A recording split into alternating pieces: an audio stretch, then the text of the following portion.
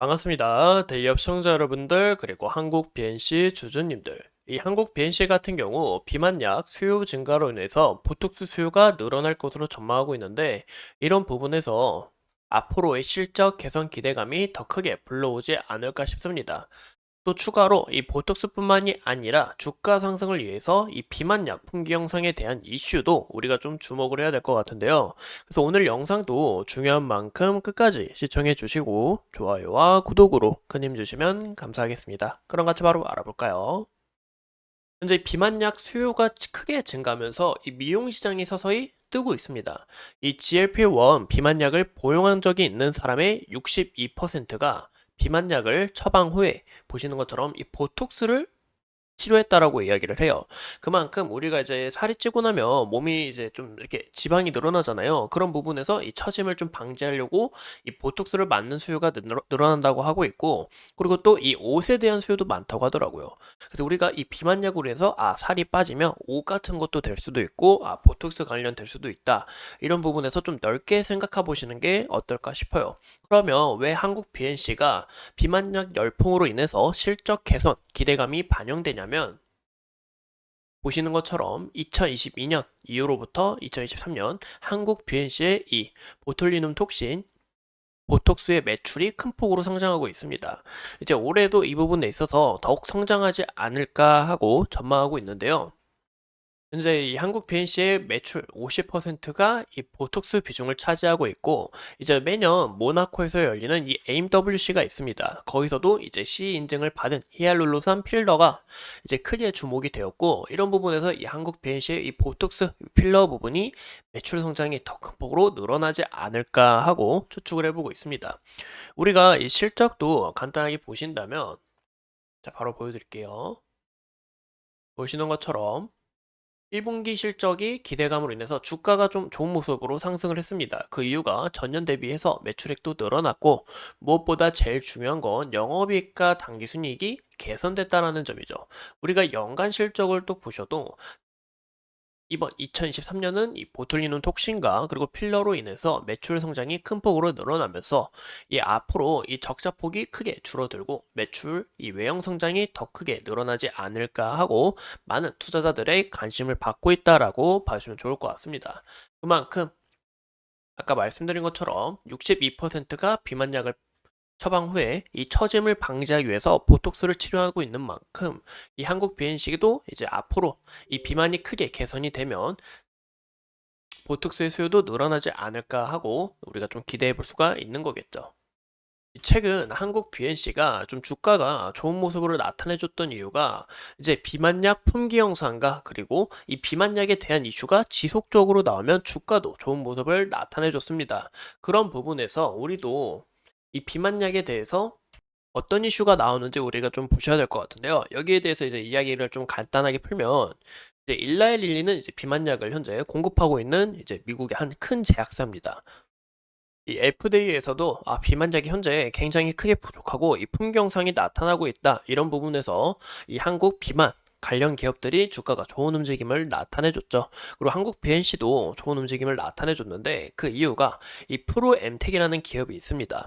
지난 2월 이 GLP-1 작용제를 이용한 이 당뇨와 그리고 비만 지속형 치료제를 공동 개발 및 상용화 계약을 체결한 바가 있기 때문에 한국 BNC 또한 이 사주 1회 이상 이 지역용산 통풍 치료 물질과 즉 이 GLP-1에 대한 이 특허와 그리고 이 3세대 항암 치료 물질을 확보하고 있는 만큼 이 비만약에 대한 시장이 크게 주목이 되면 현재 한국 BNC 또한 프로엠텍과 이 상용화 계약을 체결한 바가 있기 때문에 여기서도 기대감이 불러올 수 있다는 것을 좀 같이 함께 참고해 주시는 게 좋을 것 같아요. 그러면 우리가 이 한국 BNC의 차트 상황을 같이 한번 보시자면, 죄송합니다. 이 차트를 보시기 전에 우리가 비만약에 대한 수요를 한 번 더 좀 같이 이야기를 나눠볼까 해요. 보시는 것처럼 2024년부터 2030년까지 연평균 31.4%로 성장할 거다라고 전망을 하고 있고, 내년만 해도 보시는 것처럼 244억 달러에 2030년에는 772억 달러로 성장할 거다라고 내다보고 있습니다. 그 부분에 있어서 이 비만약에 대한 수요가 지속적으로 늘어나면 우리가 이 필러 그리고 보툴루닌 톡신에 대한 이 수요도 같이 좀 늘어나지 않을까, 같은 외형 생장을 좀 이뤄내지 않을까 하는 이 기대감과 또 실적이 어떻게 반영되는지 그런 여부를 판단하시는 게 제일 중요할 것으로 보이고 있어요.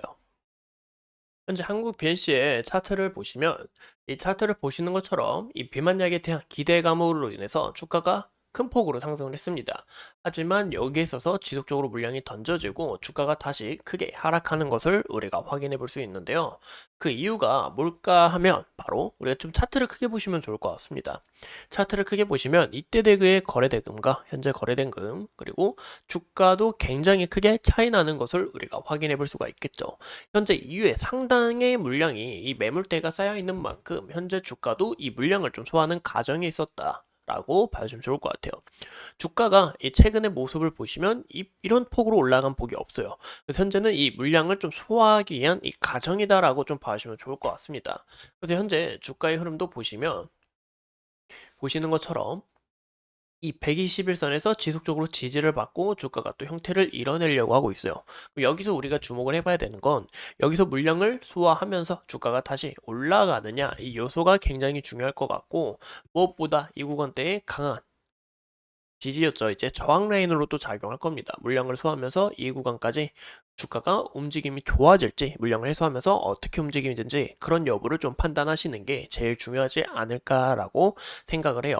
근데 한국 BNC가 이번 실적 개선 기대감으로 주가가 올라갔던 만큼 현재 이 비만약에 대한 수요가 크게 증가를 하면서 아까 우리가 함께 본 이슈처럼 이 미용 시장에도 크게 관심이 많은데, 이번 한국 BNC가 실적 2분기 실적 개선까지 좀 이뤄내게 된다 하면은 비만약과 이런 시너지가 더욱 돋보이지 않을까, 이런 추가적인 이슈가 나와주지 않을까라고 해석해 볼 수가 있을 것 같습니다. 그래서 현재 중요한 구간은 보시는 것처럼 여기서 강한 지지 라인이 있다라는 거, 그래서 이 구간의 지지 라인을 우리가 좀 눈여겨보시면 좋을 것 같고, 어느 정도 물량을 해소한 다음에 이평선들 서서히 수렴하면서 주가가 다시 올라가는지 이런 여부를 판단하시는 게 중요할 것 같고, 이 구간마저 이탈이 나오게 될 경우에는 주가가 보시는 것처럼